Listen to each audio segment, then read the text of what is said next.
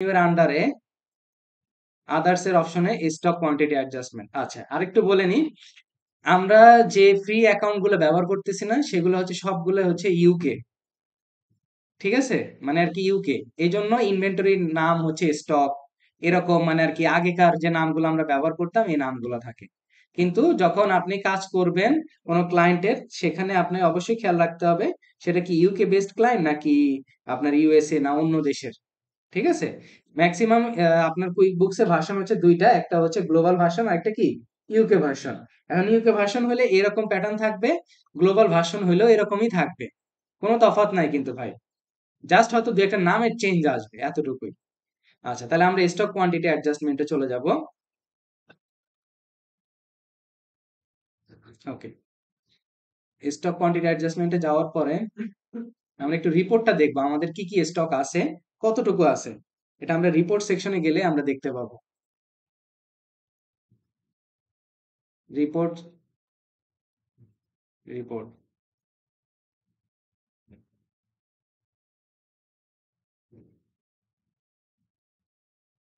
আচ্ছা রিপোর্ট থেকে আমরা কি লিখে সার্চ করব?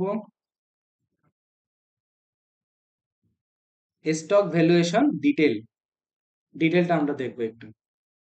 ডিটেলের মধ্যে আমরা একটু চেঞ্জ নিয়ে আসি, রিপোর্ট মেথড অল ডেট দিয়ে রান রিপোর্ট করব। এই যে দেখেন, রিপোর্টটাকে যদি আমি একটু বড় করি, প্রথমে কি দেওয়া আছে? ডেট, ট্রানজেকশনের টাইপ, মানে আপনার স্টকে কি কি ট্রানজেকশন গুলো ঘটছে সেগুলো টাইপ দেওয়া আছে। তারপর নাম্বার, আপনি যদি কোনো ইনভয়েস করেন, কোনো এক্সপেন্স করেন, কোনো বিল করেন, এই প্রত্যেকটার কি এক একটা করে নাম্বার থাকবে, ওই নাম্বারগুলো এখানে শো করবে। তারপরে হচ্ছে নেম, কাদের সাথে এই জিনিসগুলো সংগঠিত হয়েছে, ঠিক আছে, তাদের নাম। তারপর কোয়ান্টিটি, তারপরে হচ্ছে রেট, তারপরে এই যে ফিফো কস্ট দেখছেন, ফিফো মেথডে কি তারা কস্টিংটা হিসাব করতেছে। তারপরে হচ্ছে quantity on hand, quantity on hand মানে আপনার হাতে কত আছে এবং অ্যাসেটের, এই অ্যাসেটের ভ্যালুটা কত সেটাও দেখাচ্ছে। ঠিক আছে, মানে পুরাটা বিস্তারিত আপনার সামনে শো করবে। আচ্ছা, আর একটু বলে রাখি, সেটা হচ্ছে অনেকের এখানে কস্ট ম্যানেজমেন্টের কেউ আছেন? Cost management, CMA? আচ্ছা, কেউ নাই, তাহলে কোশ্চেনটা আসা, কোশ্চেনটা তারাই করতো যে স্যার আমরা তো মানে আর কি আরো ইনভেন্টরি আরো অনেক কিছু করি, কস্টিং এর মেথড গুলো ব্যবহার করি না, সেই মেথড গুলা কি তাহলে কি এখানে অ্যাপ্লাই হবে? না ভাই, আমি আবারও বলে দিচ্ছি, এই সকল ক্লাউড অ্যাকাউন্টিং সফটওয়্যার হচ্ছে আপনার প্রতিষ্ঠানের ফাইন্যান্সিয়াল সেক্টর গুলা তারা দেখে, নট কস্ট অ্যাকাউন্টিং এর সেক্টর। ঠিক আছে, কস্ট অ্যাকাউন্টিং এর সেক্টর দেখার জন্য তাদের আলাদা একটা সফটওয়্যার আছে, যেটা নিয়ে আমি আগেও আমার ইয়েতে লেখালেখি করছিলাম, সেটা হচ্ছে এ টু এক্স। এই যে এ টু এক্স সফটওয়্যার যেটা আছে, e commerce accounting software for sellers and accountant, মানে এ টু এক্স সফটওয়্যারটা আপনার কি হয়, ব্যবহার হয়, এই যে দেখতে এরকম তার লোগোটা, এ টু এক্স সফটওয়্যারটা ব্যবহার হয় যারা কস্টিং নিয়ে কাজ করে, মানে বিশেষ করে প্রোডাকশন রিলেটেড যারা কোম্পানি, তাদের কস্টিং এর সকল ধরনের কাজ এ টু এক্স এ করা। সেই এ টু এক্স এর রিপোর্টটাকে নিয়ে এসে আপনি কি করতে পারেন, এইখান থেকে ইন্টিগ্রেট করে নিতে পারেন, এটা করা যায়। আচ্ছা, তো এখন আমরা একটু ধরবো কয়েকটা জিনিসে, ধরেন ডায়াগনস্টিক অ্যান্ড টেস্টিং ইকুইপমেন্ট, এটা কয়টা আছে হাতে? 94টা ধরলাম। আমি স্যাম্পল হিসেবে আরো 6টা পাইছি। আমি একটা কোম্পানির কাছ থেকে কিনতে যাচ্ছি, তারা আমাকে স্যাম্পল পাঠাইছে আরো 6টা, যে ভাই আপনি আমাদেরটা ব্যবহার করে দেখেন কেমন হয়।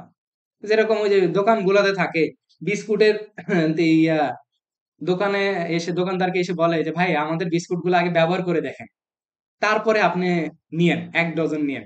ঠিক আছে, ওই যে স্যাম্পল যে দিয়ে যায়, সেটা তো আপনার অ্যাসেটটাকে বাড়াবে। তাহলে ধরলাম 6টা বাড়তেছে। আচ্ছা, তারপরে সার্জিক্যাল ইকুইপমেন্ট আছে 160টা, এখান থেকে 60টা আপনি নিয়ে যে কোনো কারণে আপনি নিয়ে পার্সোনাল কাজে ব্যবহার করে ফেলছেন। অবশ্যই অবশ্যই ডেটটা কিন্তু মাথায় রাখতে হবে। ডেট, দুইটা সিমিলার ডেট যদি হয় তাহলে আমরা একসাথে পোস্টিং দিতে পারবো।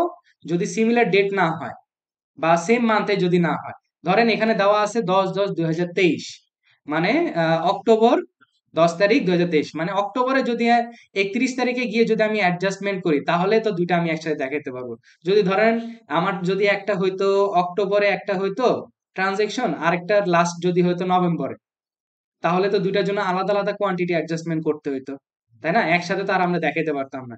এখন আমরা অক্টোবরের লাস্টে ধরে নিলাম অক্টোবরের 31 তারিখে ডায়াগনস্টিক এন্ড টেস্টিং ইকুইপমেন্ট বাড়বে হচ্ছে 6টা।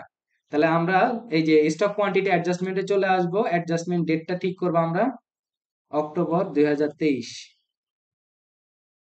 সরি অক্টোবর 2023-এর 31 তারিখে অ্যাডজাস্ট করব। কোথায় অ্যাডজাস্ট হবে এটা? অ্যাকাউন্টের নাম হচ্ছে অ্যাকাউন্ট স্টক শ্রিঙ্কেজ, ঠিক আছে? আবার এটাও আরেকটা ক্ষেত্রে প্রযোজ্য হয়। আমরা অনেক সময় বই পুস্তকে এটা পড়ে আসি বা বাস্তবিক জীবনেও ঘটে যে ধরেন মানে আর কি কাগজ কলমে আছে হচ্ছে 350 ইউনিট, কিন্তু আপনি ফিজিক্যালি কাউন্ট করে দেখছেন হচ্ছে 290 ইউনিট। তাহলে বাকি ইউনিট গুলো কোথায়? মিসিং না? এখন এটাকে তো অ্যাডজাস্ট করতে হবে আপনার। যদি আপনি প্রপার ডকুমেন্ট পান সেই অনুযায়ী তো সাবমিট করবেন, কিন্তু আপাতত পক্ষে আমাকে স্টক অ্যাডজাস্টমেন্ট তো করতে হবে যেহেতু মাস শেষে, তাই না? ওই স্টক অ্যাডজাস্টমেন্টটা আমরা করে দিব। পরবর্তীতে আমরা ডকুমেন্ট গুলোকে দেখে প্রপারলি কাজ করব। আচ্ছা, প্রোডাক্ট এন্ড সার্ভিসের মধ্যে দিব হচ্ছে ডায়াগনস্টিক এন্ড টেস্টিং ইকুইপমেন্ট। এটা কটা? এই যে দেখেন চলে আসে কোয়ান্টিটি অন হ্যান্ড 94, আমরা ধরে নিলাম হচ্ছে 100টা। তাহলে 6টা কি আমার চেঞ্জ আসছে, এই যে দেখেন +6।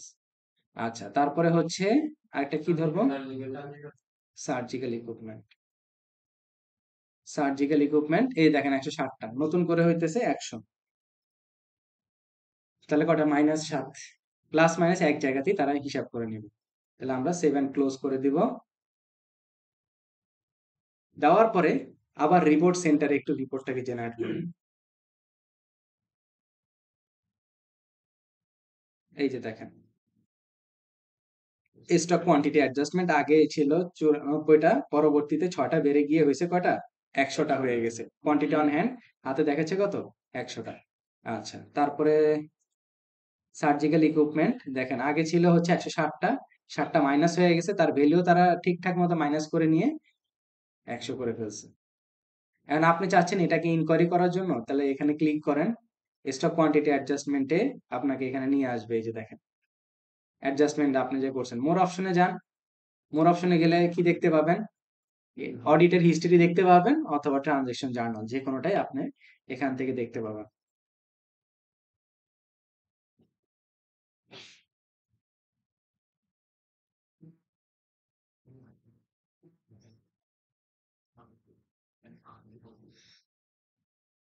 এই যে প্রত্যেকটা জার্নাল তারা নিয়ে নিছে বাই ডিফল্ট, আমাকে কষ্ট করে জার্নাল দিতে হয় নাই। ঠিক আছে, এভাবে করে আমরা স্টক কোয়ান্টিটি অ্যাডজাস্টমেন্ট করতে পারি প্লাস নিউ থেকে আদার্স এর অপশনে স্টক কোয়ান্টিটি অ্যাডজাস্টমেন্টের মাধ্যমে।